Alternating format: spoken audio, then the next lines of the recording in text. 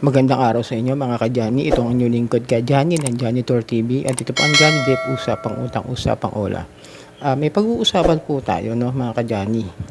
Tungkol ito sa isang mga nag-oola review, no, na hindi ko talaga maintindihan kung nagre-review ba talaga sila o hindi. Dahil sa kadahilanan na itong mocha legit at SEC registered daw, sabi nung Ola reviewer. Mag-ingat po kayo. Mag-ingat po kayo sa mga pinapanood niyo. Hindi ko alam kung ano yung, kung alam ba talaga niya yung Ola na nire-review niya. Sa totoo lang.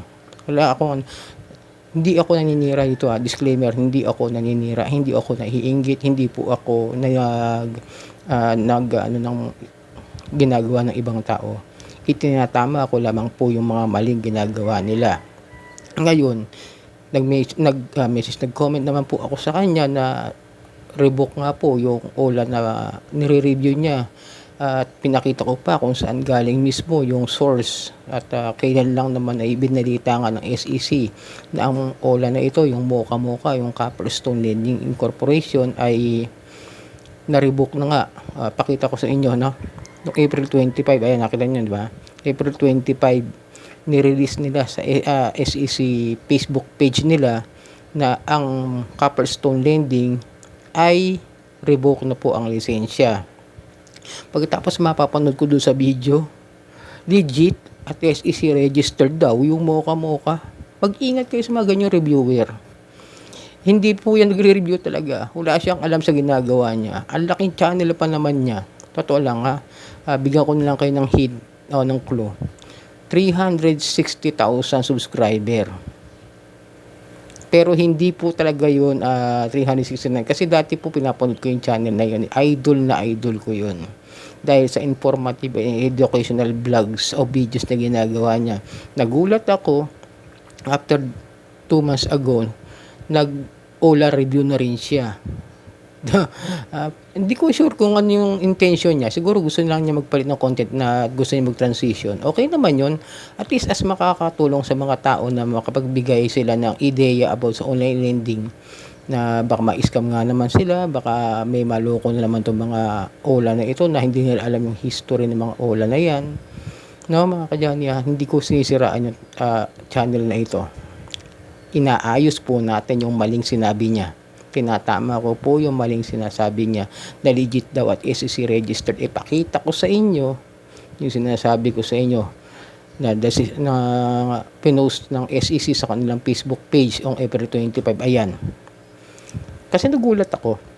Pinanood ko ng buo yung video niya na yung title nga kasi is legit at update at legit na Ola ngayon 2024 Mocha.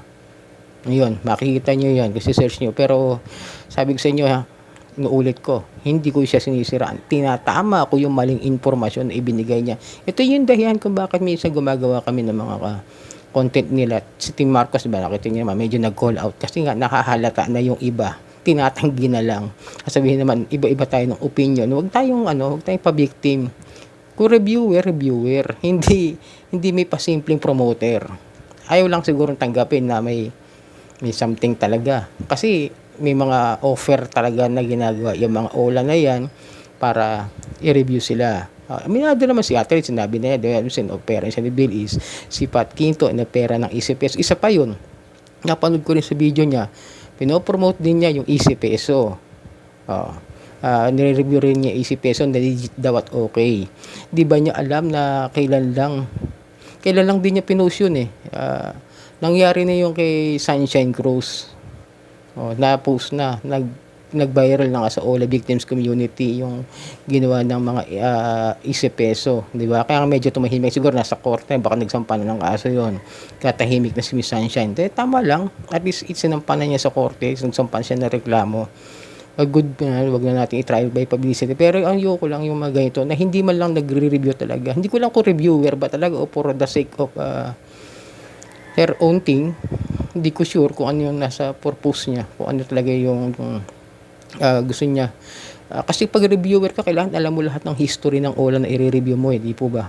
Pagka dinownload mo yan, makikita mo naman kung legit ba o red flags na. Makikita nyo naman kung paano. Example mo na dyan, sila Pat, Tim Marcos, Ate Red, kung paano sila mag-review. Yung iba ayoko nang sabihin. Baka sabihin na naman nila, naninira na naman kami rito. Hindi kami naninira. We are trying to help you to understand na ang mga OLA ay hindi naman talaga karamihan dyan is good na hiraman o good na utangan.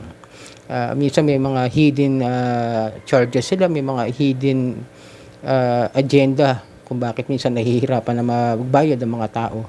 Katulad nga niya, sinuulit ko, muka legit daw. Man.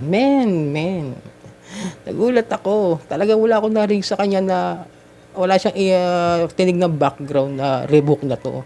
Talagang pinilit niya hanggang sa huli, binabanggit niya legit.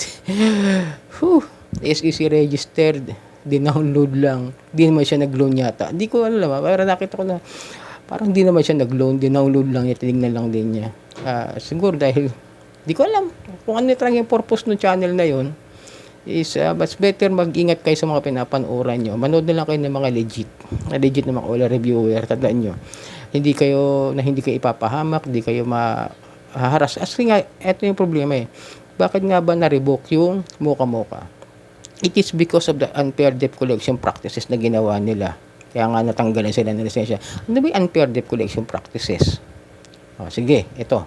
Yung mga pagtawag-tawag na alanganing oras. May oras po kasi ang pagtawag dapat ng mga lending agent, mga lending collector agent. From 6 to 10 PM. Yun lamang po.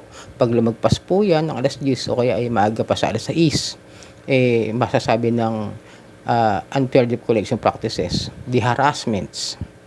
Number 1, yung mga harassment. Yung mga hindi makaaya-aya na mga sinasabi ng mga OLA agent na kung ano nila pinagsasabi. Yung pagtawag sa mga number na hindi naman alam o hindi naman ginamit na guarantor, yung paglagbag sa data privacy noong borrower. Di po ba? Yun ang hindi nila tinitignan eh. Kung ano ba yung history ng mga OLA. Diba? Kaya nga dapat alamin nyo rin. Tignan nyo rin mismo sa SEC website kung ano pa ba yung mga legit dyan. Kasi nire-review lang nila pero hindi naman nila binibigay yung mga tamang detalye ng pros and cons ng isang OLA. Wala ako naiintindihan sa sinabi ako, kundi puro kagandahan lang ng OLA. Hindi man lang niya binigay yung hindi magandang mangyayari sa inyo, di ba? Napakarami ng ano yan. Kailangan may pros and cons tayo. Na kung ano ba, ano ba naranasan ng ibang mga OLA borrower niyan na kunwari nanghiram kay Mocha. Mag-research ba siya sa mga tao na nakahiram diyan? Tinignan ba niya kung okay ba talaga yung ano diyan? As kung hindi man lang niya talaga sinubukan manghiram, parang gusto ko tuloy subukan. Unang-una, ito papaliwanag ko lang. Yung revoke, kung kayo may utang diyan, na-revoke siya noong April 25. Kung bago kayo nagkaroon ng kung kayo nagkaroon ng loan bago mag-April 25, yun lang po ang sisingilin ng Mocha o ng mga sister companies nila. At yun lang po pwede nang gawin. Sisingilin na lang yung mga naiiwang utang. Pero kung kayo nag-loan, after that, nung na-revoke na sila, illegal operation na po yun. Illegal na po yun. Hindi na po yun tama. Wala na po silang karapatan mag-operate. Ang karapatan na lang po nila ay maningil ng mga pautang nila nitong huli. Yun lang po yun. Yun lang po yung karapatan nila. Kaya kung nag-ooperate sila ngayon, nakakautang, pinakita nga niya, nakakapag-loan siya, bawal na po yun sa SEC. Ibig sabihin, lumalabag na sila sa rules and regulations na pinataw sa kanila talaga ng SEC. Talagang makulit. Diba? Revoke na lang, go-operate pa. Yun. Sana ganun sinabi niya. Naintindihan ko pa siguro siya. Pero dahil nga sinasabi niya legit at SEC registered, medyo tinatama ko lang po. Hindi po ako nakikipag-away sa inyo. Hindi ako naiinggit. Tinatama ko lang po yung mga maling info na ibinibigay ninyo dyan sa mga OLA na nire-review nyo. Sana naintindihan nyo po yung sinabi ko. Wala po ako paninira rito. Itinatama ko lamang po. Kasi nga dumadami ang mga misleading info, lalong-lalo na dito sa OLA community. Sana po naintindihan nyo po ako at naunawaan. Maraming pong salamat at ito ang inyong lingkod, Ka Johnny.